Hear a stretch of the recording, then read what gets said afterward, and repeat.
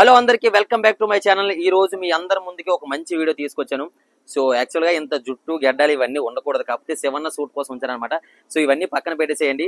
ఈ రోజు మీకు అందరికీ కూడా శ్రీకాకుళం జిల్లా రణస్థలం మండలం కోస్ట్ దగ్గరలో ఉన్న ద మోస్ట్ ఫేమస్ టెంపుల్ అనమాట ఇది. సో ముందు ముందు మనం వీడియో చేశాక ఇంకా ఫేమస్ టెంపుల్ అవ్వబోతుంది అనమాట. ఎందుకంటే ఇంత చాలా పెద్ద టెంపుల్ ఇది. ఇక్కడ గోశాల ఉంది, అలాగే పైన కృష్ణుడు ఆలయం ఉంది, కిందకి వెళ్తే ఆ కింద జగన్నాథ స్వామి టెంపుల్ ఉంది.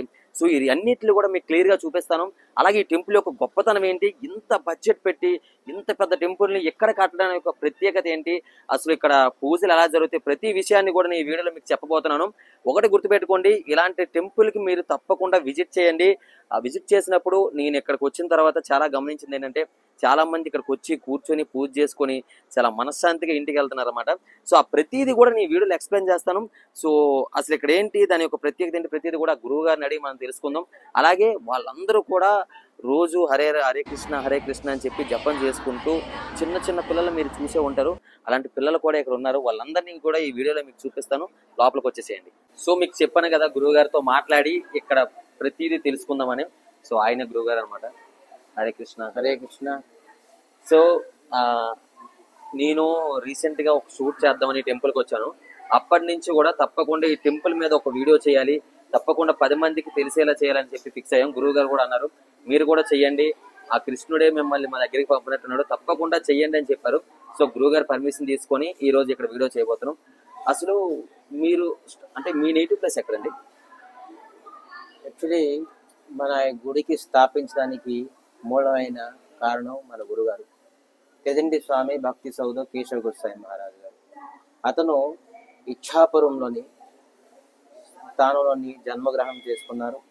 మరి మొత్తం భారతదేశంలోని బ్రహ్మచారిగా వహిస్తూ వాళ్ళ గురుగారు సేవ చేస్తూ సుమారుగా ఒక 50 తాలూకా గుడిలు దేవాలయం నిర్మించారు. ప్రత్యేకంగా గురుగారి దగ్గర ఉండి ఆ ప్రతి బ్రాంచ్లోని గురుగారు తనకు అవగాహనత ఉన్నది. ఆ విధానంగా తన ఒక అనుభవాన్ని మొత్తం అంతాను సమకూర్చుకొని ఇప్పుడు విశాఖపట్నంలోని ఆ గురుగారు ఉన్నారు. అక్కడ ఒక టెంపుల్ కట్టారు. అక్కడ 60 సంవత్సరాల నుంచి ఒక గుడి ఉన్నది. అది ఇస్కాన్ టెంపుల్? ఇస్కాన్ కాదు, మంది గౌడియ మఠం. ఓకే, మంది గౌడియ మఠం, చైతన్య గౌడియ మఠం అనమాట.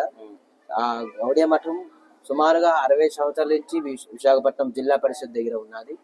అక్కడి నుంచి మొత్తం మా గురుగారు 50 బ్రాంచెస్ కి మొత్తం అంతా కమ్యూనికేట్ చేసుకుని రన్ చేస్తూనే ఉంటారు. ఆ 50 బ్రాంచ్ లోని ఇది ఒక బ్రాంచ్. అంతిమంగా ఏంటంటే అతనికి సుమారుగా 80 సంవత్సరాలు. అతను అంతిమంగా ఒక గోశాల నిర్మిద్దాం అని చెప్పేసి ఒక అంబిషన్ ఉండేది. ఎందుకంటే కృష్ణుడికి అతి సులభంగా సరళంగా ఇంప్రెస్ చేసే విధానం ఏంటంటే గోల్ని సేవించాలని కాబట్టి. సో అందుకే గోవంశాన్ని అభివృద్ధి చేశారు. సుమారుగా 15 సంవత్సరాల ముందు ఈ గోవంశాన్ని ప్రతిష్ఠించారు 10 గోవులతోని. ఇప్పుడు 500 పైన గోవులు ఇప్పుడు అభివృద్ధి చెందింది. అదే విధానంగాను గురుగారు ఒక 4 years బిఫోర్ ఈ టెంపుల్ ని కన్స్ట్రక్షన్ ఆరంభించారు. ఆ విధానంగా కన్స్ట్రక్షన్ అవుతూనే ఉన్నది. ఇప్పుడు కూడా జరుగుతూనే ఉన్నది. కానీ స్వామివారు అయితే ప్రతిష్ఠించబడ్డారు. మరి ఇక్కడ ఉన్న బ్రహ్మచారులు సుమారుగా ఒక 15 మంది బ్రహ్మచారులు, మరి గృహస్థులు ఒక 10 మంది, 25 మందితో ఓన్లీ గుడి సేవలోని విగ్రహం సేవలోని ఉన్నారు. మరి ఒక 25 మంది కేవలం గోవుల్ని సేవించడానికి కర్మచారులను ఉన్నారు. ఈ విధానంగా ఒక సుమారుగా 50 మంది ఈ గుళ్ళోని ప్రతినిత్యం సేవ చేస్తూనే ఉన్నారు. ఈ ప్రదేశం ఆ ప్రదేశం కాదు, ఆంధ్ర, ఒరిస్సా, బెంగాల్, యూపీ అన్నిటి నుంచి వచ్చున్నారు బ్రహ్మచారులు అందరూ. ఈ ఒక ప్రదేశం అనేది కాదు, అనేక ప్రదేశాల నుంచి బ్రహ్మచారులు అందరూ సమావేశమై ఒక అన్నదమ్ముల్లాగా ఉండేసి అందరూ సేవిస్తున్నారు. అంటే సుమారుగా వేరే వేరే రాష్ట్రాల నుంచి, అంటే ఆంధ్ర నుంచి, ఒడిశా నుంచి, ఎక్కడెక్కడి నుంచో కూడా వాళ్ళందరూ కూడా మన కృష్ణుడి మీద ప్రేమతో బ్రహ్మచారులుగా ఉండి ఆయనకి సేవలు చేస్తూ సుమారుగా ఒక 25 నుంచి 30 మంది రోజు ఆయనకి సేవలు చేస్తూ ఉంటారన్నమాట. సో ఇక్కడ అలాగే ఇక్కడ మీరు చూస్తూ ఉంటే, ఇప్పుడు మనం ఫస్ట్ వీడియో స్టార్టింగ్ కాబట్టి మీకు ఇక్కడ ఏం జరుగుతుంది ఇవన్నీ చూపిస్తాను. చాలా మంది పిల్లలు శనివారం అయినా ఆదివారం అయినా, అంటే శనివారం ఆదివారం ఎక్కువ క్రౌడ్ ఉంటది కదండి. అవునండి, శనివారం వీకెండ్ కాబట్టి చాలా మంది అవకాశం, వాళ్ళకి స్కూళ్ళు కాలేజీలు సెలవులు ఉంటాయి, జాబ్ హోల్డర్స్ కి ఉద్యోగం కూడా ఉండదు కాబట్టి సో వీకెండ్స్ ఎక్కువ వస్తుంది. సో వీకెండ్స్ అయితే టెంపుల్ చాలా క్రౌడ్ ఉంటది అనమాట. ఇప్పుడు ఆల్మోస్ట్ టైం 12 అవుతుంది, 12 గంట అవుతుంది. ఇప్పుడు కూడా చాలా మంది విజిట్ చేస్తున్నారు. అంటే మీరు ఆలోచించండి, మార్నింగ్ 7 గంటలకి 8 గంటలకి ఇంకా చాలా ఎక్కువ మంది ఉంటారు అనమాట. అలాగే కింద పూరి జగన్నాథ స్వామి టెంపుల్ కూడా ఉంది, దాన్ని కూడా మీకు చూపిస్తాను. గురుగారు అంటే ఇక్కడ మనకి ఓన్లీ రోజు విజిట్ చేసి పూజ చేయడమే కాకుండా దాని తర్వాత ఇంకేమైనా ప్రాసెస్ అంటే ఈ ప్రవచనాలు లాంటివి కానీ కాకపోతే వచ్చే వాళ్ళ చేత అంటే జపం ఎలాగో జపం చేపిస్తానని చెప్పారు కదా, దాని గురించి మనం ఇంకా క్లియర్ గా మాట్లాడదాం. జపం ఏంటి, వాట్ ఈజ్ వాట్ అని. అలా కాకుండా ఇంకేమైనా ప్రవచనాలు లాంటివి కాకపోతే జనాలకి మంచి దారిలో తీసుకెళ్ళడానికి భగవద్గీత వాళ్ళకి చెప్పడం కానీ ఇలాంటివి ఏమైనా కార్యక్రమాలు మన దాంట్లో ఉన్నాయి? ప్రతినిత్యము 6:30 నుంచి 7:30 వరకుతో సంధ్యార్తి అవుతుంది. అనంతరంగా 7:30 నుంచి 8:30 వరకు ప్రతినిత్యం భాగవతం తాలూకా కథ అమృతం ప్రతినిత్యం ప్రవచనం అవుతుంటది. భగవంతుడికి భక్తులతో ఉండే సంబంధం ఏంటి, భగవంతుడికి ఎలాగ పొందాలి అని భాగవతులన్నీ అన్ని ప్రకారంగా ఉన్నది కాబట్టి ఆ విధానంగా మనం నడుచుకుంటే మనం కూడా భగవంతుడిని పొందొచ్చు అని చెప్పేసి ప్రవచనాలు భాగవతం, శ్రీమద్ భాగవతం అన్నమాట. వ్యాసదేవులు అన్ని పురాణాలు శాస్త్రాలు అన్ని రాసిన తర్వాత భాగవతాన్ని రచించారు. అదే అంతిమం అని అనుకున్నారు. దీనికి మించిన శాస్త్రం ఇంకేది లేదనుకున్నారు. అటువంటి శాస్త్రాన్ని మనం ప్రతినిత్యం బోధిస్తున్నాము. 7:30 నుంచి 8:30 వరకు సుమారుగా.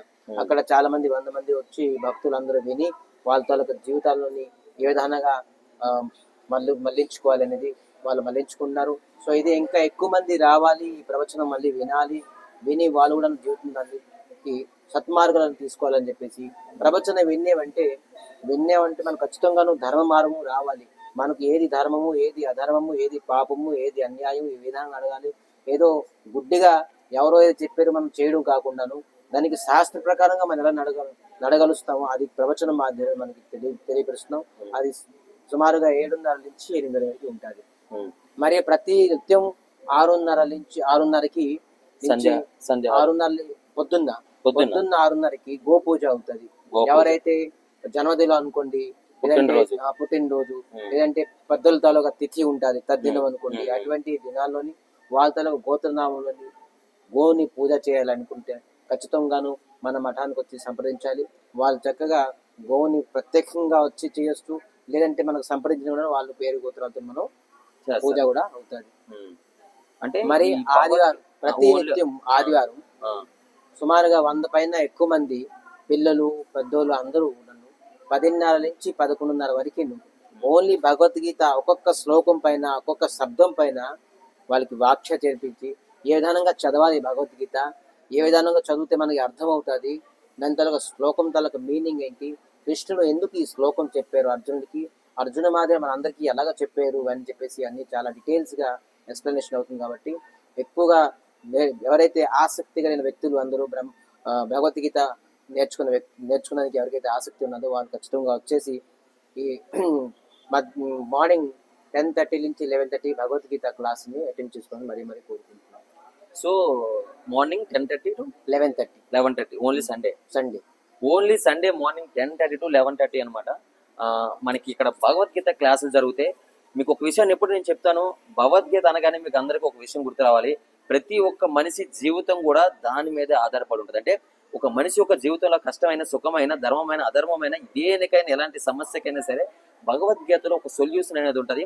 ఒక్కసారి దానికి మనం చదివి దాన్ని మనం తీసుకోగలిగితే దానిలో ఈయనమైతే మనం ఎలాంటి ప్రాబ్లం అయినా సరే సో ఆ ప్రాబ్లంలో అలాంటి సిచ్యువేషన్లో మనం ఇలా చెయ్యాలనే ఒక మార్గం తప్పనిసరిగా ఉంటుంది అనమాట. కాబట్టి చదువుకున్న వాళ్ళు పిల్లలు ఎవరైనా సరే ఒకవేళ పేరెంట్స్ చూస్తే మీ పిల్లల్ని పంపించండి. ప్రతి ఆదివారం స్కూల్స్ కాలేజీలు సెలవే ఉంటాయి కాబట్టి తప్పకుండా 10:30 నుంచి 11 వరకు పంపించి ఇలాంటి మంచి మంచి కార్యక్రమంలో పాల్గొంటారని మరి కోరుకుంటున్నాను. అండ్ ఇంకొక విషయం ఏంటంటే ఇప్పుడు ఈ క్లాసుల గురించి విన్నాం కదా, అలాగే ఈ గుడి యొక్క గొప్పతనం, అలాగే ఈ జపం ఇవన్నీ కూడా దాని గురించి కూడా మాట్లాడుతున్నాం.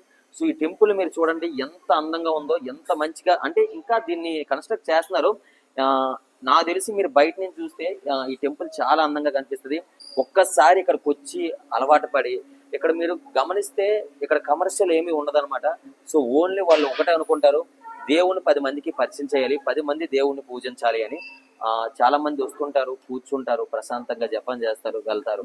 సో అంత చక్కగా ఉంటది ఇక్కడ వాతావరణం. సో తప్పకుండా రణస్థలం చుట్టుపక్కల వాళ్ళు ఎవరైనా ఉంటే తప్పకుండా ఒకసారి విజిట్ చేయండి. మీరు ఒకసారి విజిట్ చేస్తే ఆటోమేటిక్ గా మళ్ళీ మీరే వస్తారనమాట. గురుగారు ఇంకా మనం చెప్పుకోవడానికి ఇంకేమైనా ఉన్నాయా? చెప్పుకోవడానికి అంటే ప్రతి నెలకి ఒకసారి ఆఖరి శనివారం లాస్ట్ సాటర్డే మనం నరసింహస్వామి ఉన్నారు కాబట్టి నరసింహస్వామి యాగం అవుతుంది. దాంట్లోని 100 మంది కొన్ని వంద మంది వచ్చేసి పాల్గొంటారు. ఉమ్, సో నరసింహస్వామికి ప్రసన్నం చేయడానికి యాగం కూడా అవుతుంది. సో అది కూడాను ప్రతి నెల ఆఖరి శనివారమే అవుతుంది.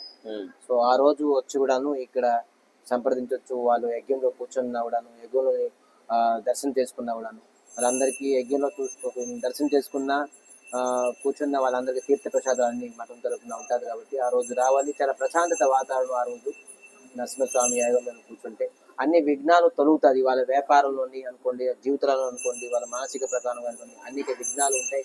నరసింహస్వామి యాగం చేయడం వల్ల అనేక విఘ్నాలు తొలుగుతాయి. కాబట్టి మనం విధానంగా ఏ ప్రకారంగా ప్రతి నెల ఆఖరి శనివారం మనం నరసింహస్వామి యాగం ఏర్పాటు చేస్తాం. సో అందరూ గుర్తుపెట్టుకోండి, ప్రతి ఒక నెలలో ఆఖరి శనివారం అంట నరసింహస్వామి ఆ రోజు ప్రత్యేకత కాబట్టి ఒక యోగం చేస్తారు. దాంట్లో కూడా ప్రతి ఒక్కరు పాల్గొనండి. మీకు వీడియో బాగా గమనిస్తే మనం ఒక్కొక్క పాయింట్ గురించి చెప్పుకుంటూ వెళ్తున్నాం కాబట్టి ఈ టెంపుల్లో మీరు వీడియో చివరి వరకు చూడండి. మీకు ఏం జరుగుతుంది, ఎలా జరుగుతుంది, ప్రతి పాయింట్ కూడా మీకు అర్థమవుతుంది.